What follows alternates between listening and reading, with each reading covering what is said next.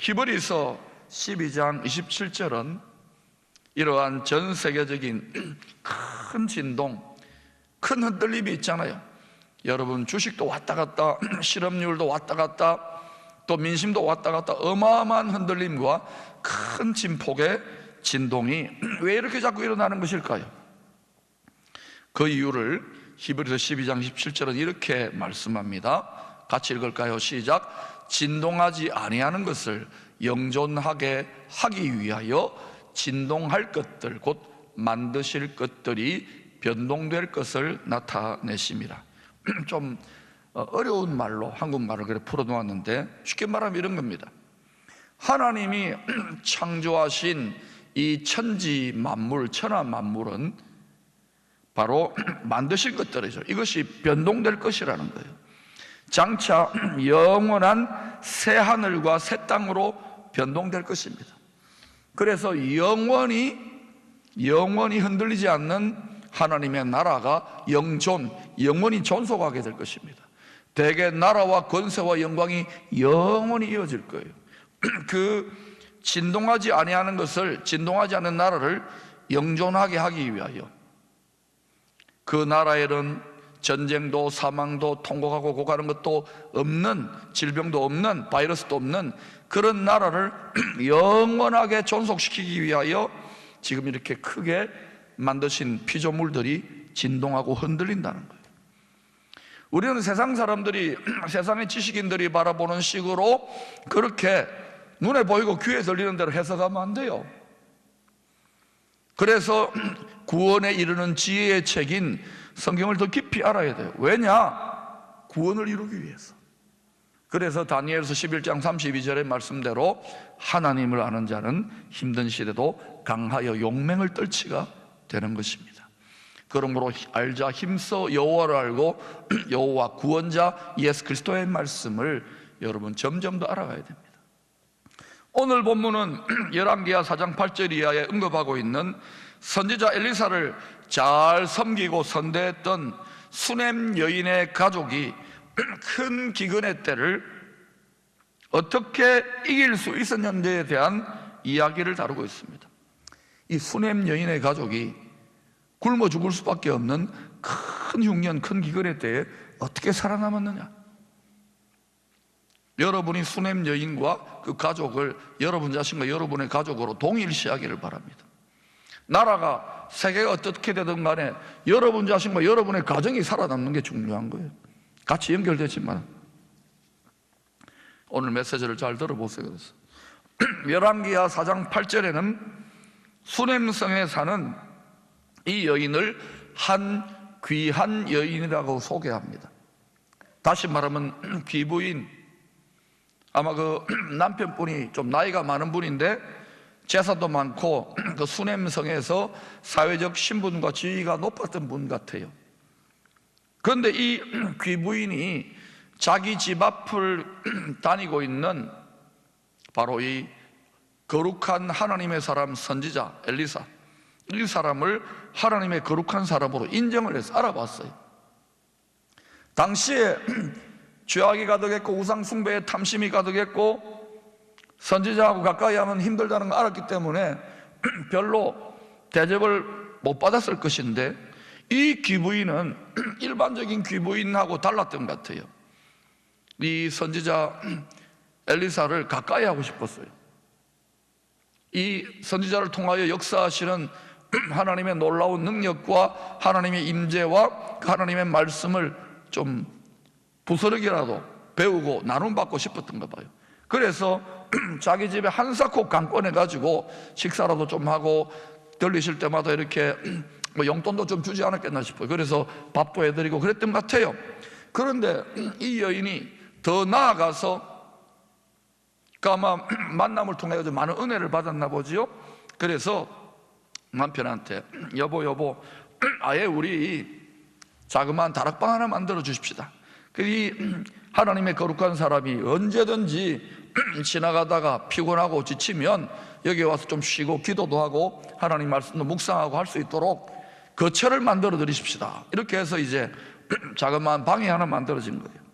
여러분, 죄악이 만연했던 당시의 북이스라엘에서 하나님과 늘 동행하며 하나님의 능력과 하나님의 시대적인 하나님의 마음을 대변했던 선지자 엘리사를 위하여 아예 한 번씩 와서 밥 먹는 정도의 신방, 비지테이션 정도가 아니라 아예 거처를 마련해요. 자그마하지만 헤비테이션, 여기 아예 거하십시오 하는 마음으로 방을 만들어 드리는 거예요. 엘리사와 함께 하시는 하나님의 영광스러운 쉐케이나의 성령의 묵직한 임재가 자기 가정에 잠시 방문하는, 우리가 은혜 받고 예배드리면 잠시 은혜 받았다, 하나님의 영광인데 이런 정도가 아니라 하나님 아예 우리 가정에, 하나님 아예 우리 교회에, 하나님 아버지 우리 이 도성에, 하나님 이 나라에, 이 민족에 아예 헤비테이션, 비지테이션, 아예 거처를 함께 해주십시오. 요한복음에 뭐라고 합니까? 주님을 뜨겁게 사랑하는 개인과 공동체 가정에는요, 하나님이 아예 신방 정도가 아니라 거기에 거처를 마련하는 거예요. 이 여인의 의도를 아시겠습니까? 얼마나 엘리사를 사랑했던 거 아니죠, 이성적으로. 그 위의 역사는 하나님의 그 역사, 하나님을 사랑했던 거예요. 이러한 수냄 여인의 조건 없는 지극정성의 섬김, 뭐 이 사람 통해 가지고 왕이나 고관 대작들의 영향력을 미치는 선지자니까 뭔가 뜯어내려고 했던 게 아닙니다. 아무 조건 없는 섬김, 아무 조건 없는 사랑, 그 섬김에 선지자 엘리사가 또 하나님도 크게 감동했던 것 같아요. 지성이면 감천이란 말이 있잖아요. 선지자 엘리사도 감동했지만 하나님도 감동 먹은 것 같아요. 그래서 여인이 필요한 거 없다 그러는데도 이 가정에 무엇이 필요할까 보니까 아들이 없어요. 그래서 아들을 선물로 주십니다. 뭐 기도하고 아들 주세요 하고 막 이렇게 생떼 쓰지 않은 거예요. 그냥 주님의 나라와 주님을 구하니까 더하여 주셔버리는 거예요. 자, 그래서 이제 이 아들을 선물로 받았는데 마치 100세에 얻은 아브라함의 아들 이삭같이 아들을 받았는데 갑자기 아들이 어린도 모르게 이 수냄 여인의 무릎팍 위에서 죽어버리는 거예요. 기가 막힙니다. 줄 때는 언제고 생명은 하나님의 것인데 뺏어간 거예요. 뺏긴 것 같아요. 이 하늘이 무너지는 큰 아들의 죽음의 시험의 때에도 이 놀라운 믿음의 여인, 이 귀부인은 선지자 엘리사를 찾아갑니다. 그리고 엘리사를 통하여 생명의 주관자요, 죽은 자를 살리시는 부활의 하나님을 자신이 아들이 살아나는 걸 통하여 경험하게 되는 거예요. 여러분, 아들이 없는 집에 아들 선물로 주시는 것도 큰 응답이지만은 이 여인이 어떤 선물을 받았습니까? 없는 것을 있는 것처럼 불러내시는 창조주, 죽은 자를 다시 살리시는 생명의 주관자 부활의 하나님을 큰 선물로 경험하게 되었던 거예요. 믿음이 큰 선물이 되었어요. 여러분, 이 위기의 때를 하나님을 여러분의 만복으로, 하나님을 여러분의 가장 큰 상급으로, 하나님을 여러분의 가장 큰 인생의 만가지 악에서 지켜야 되는 방패로 취할 수 있게 되기를 축원합니다. 선지자 엘리사는 북이스라엘에 가득한 탐심의 우상 숭배의 죄로 인하여 앞으로 그 땅에, 북이스라엘 땅에 7년 동안의 기근, 7년이라는 것은 하나님의 완전한, 하나님이 행하신다는 그런 의미의 기근, 7년 흉년이 시작되겠다는 것을 경고를 받게 되죠. 엘리사가 아마 기도하면서 그렇게 받았나 봐요. 그런데 이때 이 7년의 흉년의 때에 죄로 인한 일종의 징계요, 징벌인데 보니까 마음에 걸리는 사람이 있습니다. 이전에 아들을 허락해주고 또 죽은 아들을 살려줬던, 자신을 선대해 주었던 이 수렘 여인이 생각났던 거예요. 그래서 당시 북이스라엘 땅에 수많은 사람들 엘리사를 별로 탐탁지 않게 생각했는데 엘리사를 존중하고 선대했던 이 수냄 여인에게 가가지고 7년 동안 이 땅에 혹독한 큰 흉년의 기근이 일어날 것이니 당신은 가족들을 데리고 블레셋 땅으로 가십시오. 그런데 여러분 7년 동안 기근이 있을 것이다, 그리고 블레셋 땅으로 가라 하는 이 선지자의 말에 이 여인이 어떻게 반응합니까? 그 귀부인이 모든 것을 다 내려놓고 폐물이고 뭐 집에 소출이고 다 내려놓고 가족을 데리고 그대로 순종해서 가는 거예요. 이 선지자를 통하여 하나님이 지금 나에게 굿뉴스다, 이런 망할 뉴스, 저주의 뉴스가 아니라 굿뉴스라고 믿고 순종했어요. 믿는 것은 순종입니다. 아멘으로 끝나는 것이 아니라, 만약에 여인이 아멘하고 안 갔으면 어떻게 돼요? 7년의 흉년을 그대로 경험했을 것입니다. 순종해서 갔어요. 자, 그러자 어떤 일을 합니까? 이 여인이 떠나고 난 다음에 엘리사가 경고한 대로 그 땅에, 북이스라엘 땅에 큰 흉년이 찾아옵니다.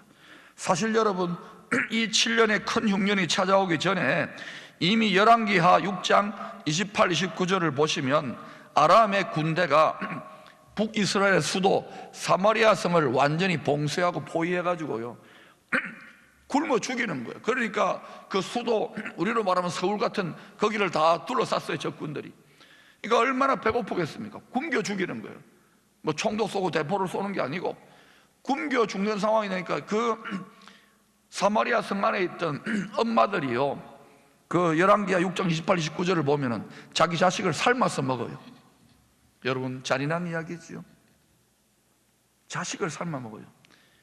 이 전쟁으로 인해 사람들의 마음이 피폐해질 대로 피폐해질 뿐만 아니라, 이런 반점 지옥 같은 상황에서 또 회개하고 돌이키지 않는 거, 이게 인간의 한계입니다. 하나님의 백성들이었는데 그러면서 어때요? 깨닫지 못하니까 7년의 기근이 더해지는 거예요. 엎친 데 덮친 격이 됩니다. 그런데도 돌아오지 않잖아요, 북이스라엘.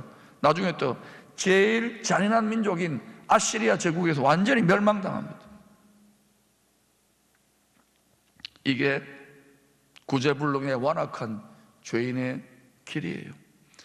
환난이, 재난이, 징계가, 재앙이 일어난다고 하더라도 하나님의 말씀에 순종하여 믿고 돌이키지 않으면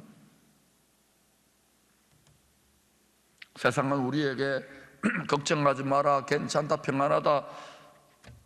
여러분, True Bible Believer, 진실로 애매모호한 뭐 기도하다가 받은 뭐 영감인지 할멈인지 그런 거 말고 정말 여러분이 밝히 기록되어진 성경의 말씀에 순종하고 있느냐는 거예요. 자, 그래서 여러분, 이 수넴 여인은 블레셋 땅에 가가지고 7년 동안 보호를 받습니다. 적국입니다. 원수의 땅입니다. 이방인의 땅인데 거기가 하나님을 온전히 의지하는 사람들의 피난처가 되고 안식처가 되고 안전과 보호의 땅이 되고, 거꾸로 약속의 축복의 땅이 되어야 될 가나안 땅, 북이스라엘 땅은 심판과 징계와 저주의 땅이 되어버리는 거예요. 이유가 뭡니까? 죄 때문입니다. 여러분, 이 땅에 죄악에 대한 하나님의 징계와 심판은요, 하나님께서 특별한 소망과 기대를 가지고 구워보시는 자기 자식, 자기 새끼, 자신의 교회와 자신의 백성들에게 하나님은 눈동자처럼 주목하고 계셔요. 그런데 우리가 과연 하나님이 그토록 간절히 구하는 참된 예배를 드립니까? 탐심은 우상 숭배인데, 물질이나 세상의 즐거움이나 세상의 헛된 영광을 위해 서로 싸우며 아둥바둥거리며 교회 예배나 하나님을 섬기는 것은 그저 짜투리로 섬겼던 거 아닙니까? 하나님이 그런 예배를, 그런 제사를 기뻐 받으시겠느냐는 거예요. 사람은 속일 수 있지만 하나님은 속일 수 없는 거예요. 왜 한국교회 성전문들이 이렇게 많이 닫혀져 있습니까? 이것이 인간적으로는 보여집니까? 다시 성전문이 열려 여러분 예배당으로 나올 때는요, 하나님이 구하시는 참 예배자로, 상한 심령으로, 회개하는 심령으로 나와서 하나님 앞에 영광의 예배, 쉐키나의 영광에 하나님만을 사랑하는, 다하는 예배가 될 수 있게 되기를 축원합니다. 7년의 큰 흉년의 기간 동안 블레셋 땅에서 보호를 받았던 수넴 여인의 가족들이 고향으로 돌아왔습니다. 이제 보호를 받고 돌아왔는데 어때요? 그동안 두고 갔던 집과 전토, 또 여러 가지 뭐 이런 재산들이 있겠지요. 이거를 그 땅의 사람 다 취해버렸어요. 그리고 고위 관리들이나 왕한테 다 뇌물도 다 줬겠지요. 그러니까 알거지가 된 거예요, 돌아오니까. 그리고 아마 이때 문맥을 묵상해 보면 늙은 남편은 아마 죽었던 것 같아요. 그러니까 이 과부된 여자가 또 그와 같은 자기 아들하고 이 여자가, 여인이 바로 자기의 집과 전토에 대해서 왕에게 바로 갑니다. 최고 대법정에 바로 가는 거예요. 당시에 왕은 재판장 아닙니까? 그런데 이 왕이 보면은요, 불의한 재판장이에요. 왕이 똑바로 했으면은 뭐 이런 꼴이 나겠습니까? 그래서 이 불의한 재판장과 같은 왕한테 이 여인이 담대한 마음으로 자신의 재산권, 집과 전토에 대해서 호소하러 갑니다. 고아와 과부가. 자, 그러면 어때요?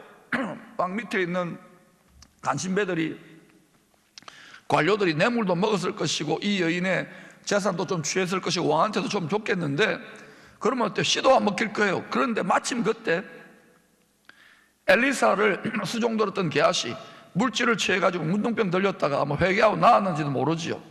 그 왕 옆에서 이렇게 있었는데 보니까 자기 스승 엘리사가 그 엘리사를 선대했던 여인, 또 죽은 아들을 살려준 그 여인이 와가지고 지금 왕 앞에, 최고재판장 앞에 와서 재판장 되시는, 불의한 재판장 되는 왕한테 호소를 하는 거예요.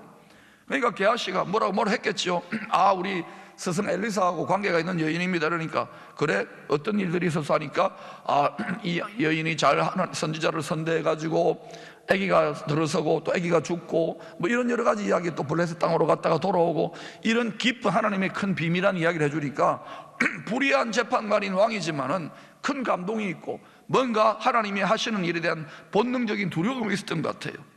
그래서 6절에서요, 이 고아와 과부에게 놀라운 응답을 줍니다. 6절에 보면 이렇게 말합니다. 같이 읽으십시오. 시작. 왕이 그를 위하여 한 관리를 임명하여 이르되 이 여인에게 속한 모든 것과 이 땅에서 떠날 때부터 이제까지 그의 밭의 소출을 다 돌려주라 하였더라. 할렐루야. 이게 오늘 말씀의 결론부예요. 두고 간 집과 땅만 되찾은 것이 아니라 7년 동안 이 모자가 농사 지었던 게 아닙니다. 다 버려두었던 땅인데 아마 그 땅을 자기 땅처럼 해가지고 소출을 해가지고 열매를 많이 거두었던 사람들이요, 그 7년 동안 너희들이 남의 땅에서 거두었던 그것까지도 다 이 여인에게 돌려줘. 왕이 한마디 해버리면 게임 끝나버렸어요. 집과 전토만 돌려받은 정도가 아니라 7년 동안 자기가 그 땅에 없었는데 남이 실컷 고생한 거 그거요, 자기가 다 그 소출을 되돌려받았어요. 대반전의 전화위복의 은혜가 일어난 줄로 믿습니다. 사랑하는 여러분, 선지자를 정성으로 영접했던 수넴 여인의 가족에게 임했던 이 놀라운 대반전의 축복을 보면서 마태복음 10장 41절의 말씀이 저는 생각났어요. 선지자의 이름으로 선지자를 영접하는 자, 예수 그리스도가 선지자지요.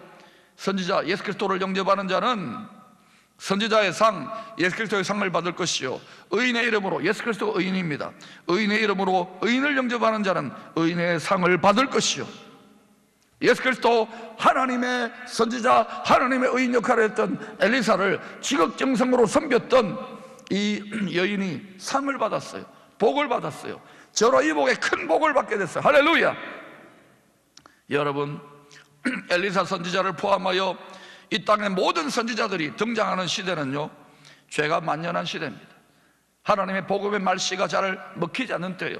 죄를 책망하고 죄를 지적하고 잠든 영혼을 각성시키는 회개를 촉구하고, 그 다음에 하나님께서 예비한 구원과 번영의 축복으로 돌이키라는 구원과 축복과 번영의 메시지가 선포되는 거예요. 먼저는 회개에 대한 촉구입니다. 그 다음에 구원과 번영의 축복이 이어지는 거예요.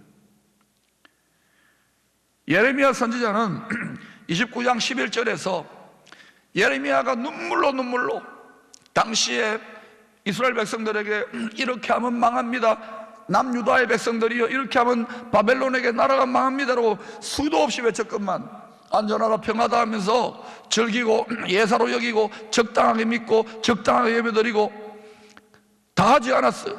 그래서 결국 어떻게 됩니까? 포로로 끌려갔잖아요. 포로로 끌려간 상태에서 오히려 거꾸로 위로를 주는 거예요. 예레미야 19장 11절에 이렇게 하나님의 본심을, 하나님의 본심, 선지자를 통하여 말씀하시는 하나님의 본심이 뭡니까? 여러분 읽어보십시다. 시작. 여호와의 말씀이니라. 너희를 향한 나의 생각을 내가 아나니 평안이요 재앙이 아니니라. 너희에게 미래와 희망을 주는 것이니라. 여러분 어떻게 이런 일이 일어납니까?